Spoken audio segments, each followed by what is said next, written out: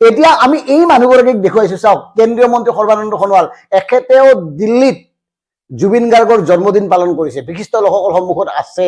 এখেতে কাৰ টকাৰে পালন কৰিছে সেইটো আমাৰ গুৰুত্বপূৰ্ণ নহয়, হয়তো পকেটৰ পইচাও দিব পাৰে, বাদ দিয়ক এইবিলাক কথা। কিন্তু এখেতে তাত কৈছে যে জুবিন গাৰ্গৰ আদৰ্শৰে আমি আমাৰ মৰ্যাদা প্ৰতিষ্ঠা কৰিব লাগিব। এইগৰাকী মহান শিল্পীৰ আদৰ্শৰে আমি অসমীয়া জাতিটোৱে বিশ্বৰ বুকুত নিজক মৰ্যাদা সহকাৰে জীয়াই ৰাখিব লাগিব। এতিয়া আমাৰ কথাটো হ'ল, জুবিন গাৰ্গৰ কোনটো আদৰ্শ?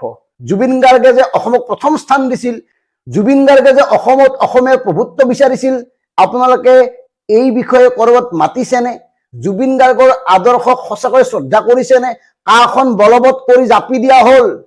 আনকি এনেকুৱা পৰ্যায় এটা হ'ল যে অসমত কেইদিনমান পূৰ্বে অহা লোকেও ভোট দিব পৰা ক্ষমতা প্ৰদান কৰা হ'ল, ভোট দিব পৰা হ'ল। তাৰপিছত আপোনালোকে মাতা নাই? জুবিন গাৰ্গৰ আদৰ্শৰ কথা কয় সোণোৱাল ডাঙৰীয়া, আপুনিতো ভাল মানুহ, আপোনাকতো মানে ভাল বুলি ভাবে। গতিকে আপোনাৰেই যদি এই চৰিত্ৰ, বাকীবোৰৰ কথা আমি কি ক'ম?